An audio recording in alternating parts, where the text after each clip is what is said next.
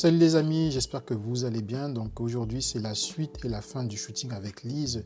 Et donc pour ce troisième setup, ce que j'ai choisi de faire, c'est utiliser trois lumières. Et je voulais utiliser le snoot optique. Donc vous pouvez voir mon setup. Donc sur la gauche, vous avez mon snoot optique monté sur le Godox AD300 Pro qui est à pleine puissance avec un effet volet lamelle.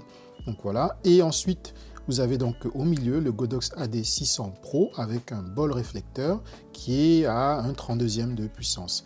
Et sur la droite, vous avez le Godox AD600 Pro avec mon bol beauté pliable qui est à une puissance de 1/16e.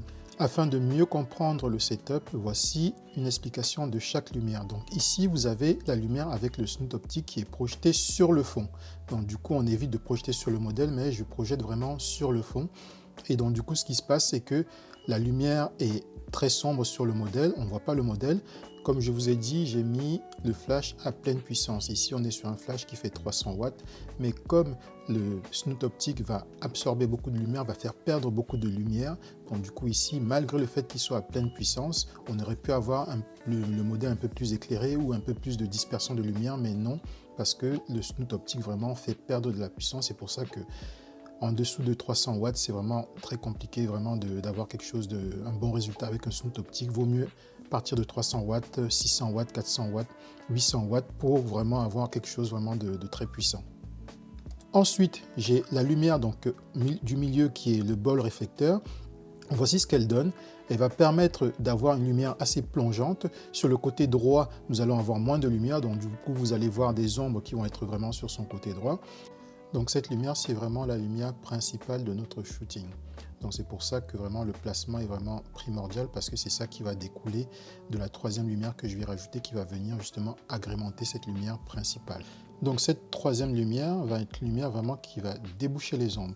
Donc ici j'ai choisi une lumière douce qui va venir en fait adoucir un peu l'image parce que donc la lumière principale c'est une lumière dure, donc c'est un bol réflecteur et là cette lumière vient un peu adoucir tout.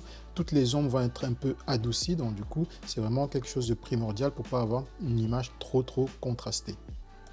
Et afin de contrôler la lumière pour pas que cette lumière aille sur le fond et du coup dilue notre effet de snoot optique, j'ai rajouté une grille nid d'abeille et j'ai vraiment dirigé cette lumière vraiment à 45 degrés vraiment sur le modèle et très proche du modèle afin de ne pas diluer toute ma lumière principale. Lors de mes shootings, j'ai très souvent une idée de ce que j'ai envie d'avoir. Ici, je voulais avoir quelque chose d'assez froid, un peu qui tendait vers le vert, donc du coup j'ai modifié légèrement la température de couleur.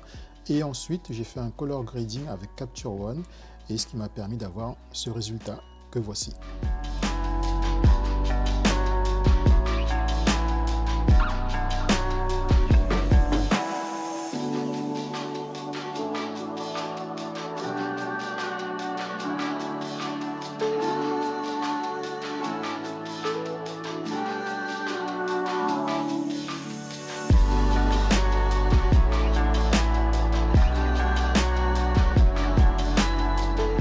Ce que j'ai fait afin de vraiment focaliser la lumière sur le modèle, j'ai rajouté sur ma lumière principale une grille nid d'abeille. Ainsi, la lumière vraiment était focus sur le modèle. Je créais une distance avec le fond et aussi je créais une image encore plus contrastée que la première. Voici donc une photo avec la lumière précédente et voici une photo avec la lumière où j'ai mis la grille nid d'abeille. Vous pouvez voir la diminution de la quantité de lumière qui est sur le modèle. Ce que vous pouvez remarquer aussi, c'est que sur les photos, les yeux du modèle sont assez sombres, contrastés. Ici, c'est parce que toutes les lumières donc la lumière principale sont vraiment dirigées vers le bas à 45 degrés et voire même plus que 45 degrés et c'est vraiment des lumières plongeantes et donc du coup on a moins de lumière qui arrive sur les yeux. Ici, si on voulait avoir plus de lumière, on aurait demandé au modèle de prendre des pauses ou lever la tête afin d'avoir plus de lumière sur les yeux. Ici, je voulais vraiment juste ce côté sombre, ce côté dark et donc du coup on a gardé des pauses un peu avec les yeux au niveau normal ou baissé. D'où l'importance de shooter connecté, de pouvoir regarder le résultat avec le modèle, voir ce qui ne va pas ou voir ce qu'on peut corriger afin d'avoir un meilleur résultat et surtout montrer au modèle. Et ça permet vraiment au modèle de pouvoir voir ce qu'elle a fait et qu'elle peut améliorer. Donc voilà, c'est fini pour aujourd'hui. J'espère que ça vous a plu. N'hésitez pas à me dire en commentaire ce que vous en pensez, si vous avez déjà fait des shootings connectés comme ça avec 3 lumières. N'hésitez pas à aller sur mon site internet Photographie pour télécharger les actions Photoshop. Je vous dis à plus. Ciao.